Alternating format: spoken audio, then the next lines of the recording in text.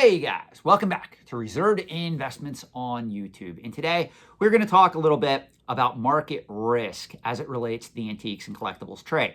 Now, for those of you not new to this channel, I have done previous videos on the myth of the inflation hedge as it relates to the antiques and collectibles trade, and also understanding diversification versus traditional asset classes when we talk about alternate asset investing. And if you don't know what alternate asset investing is, it's pretty much almost any asset class outside the norm. So if we look at stocks, bonds, mutual funds, ETFs, financial assets, Wall Street in particular, real estate investing, when we get into alternate asset classes, you're talking about, in certain instances, commodities, trading currency exchange rates.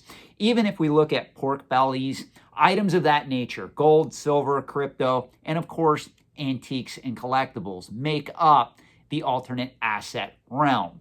Now, that being said, alternate assets, alternate asset classes, they do have their place in a well-diversified portfolio. But there are still a lot of people out there that are perpetrating certain myths about the use of antiques and collectibles in a well-diversified portfolio. And I've spoken to this in the past, and I do want to speak to this again on the topic of market risk. Now, if you don't know what market risk is, this is a financial term that pretty much means market risk is the possibility that an individual or other entity will experience losses due to factors that affect the overall performance of investments in the financial markets. Now, don't let that definition scare you. I'm going to break this down very simply.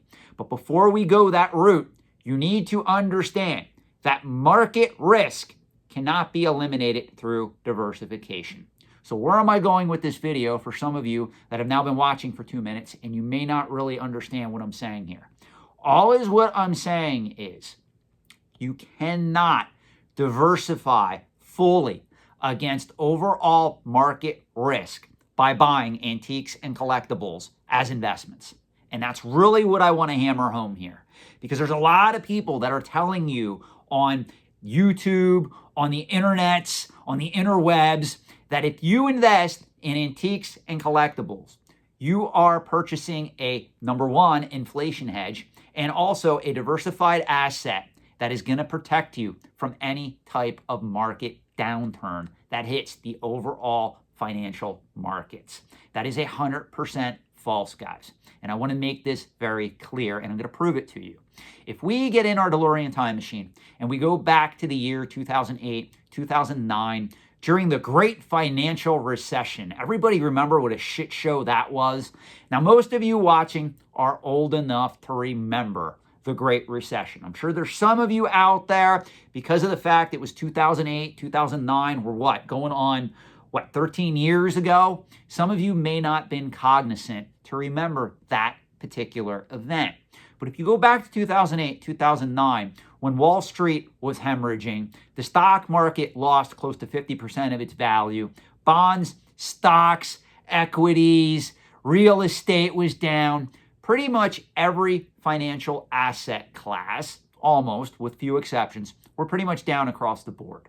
Now, if you logged on eBay at that particular time, or you took part in a heritage auction, maybe a Hakes auction, maybe a Morphy's auction, maybe a Christie's or Sotheby's auction, you would have noticed something. There was a direct correlation of the loss of value of certain antiques and collectibles corresponding directly to the loss of value in the overall stock, bond, equity, real estate, financial markets. If you were diversified in antiques and collectibles, you were not protected from that downturn. This is something that everybody gets wrong about the antiques and collectibles trade. Now, to be fair, does that mean if real estate dropped 50% or if stocks dropped 50%, if you were investing in antiques and collectibles, were you guaranteed to lose 50%? No, in most cases you did not. But there were certain collecting categories, and I want to make this very clear, that pretty much collapsed, and they never came back even to this day due to the Great Recession of 2008, 2009. If you want to see me do a video on those collecting categories, Let me know in the comment section below. That should pique some interest. That is not, however, the point of this video. Where I'm going with this video is there are a lot of people out there that I don't think realize that just because you are invested in antiques and collectibles and you also own financial assets and or real estate, it does not mean that you are 100% protected against any market or financial cataclysm or downturn. And I want to make that very clear.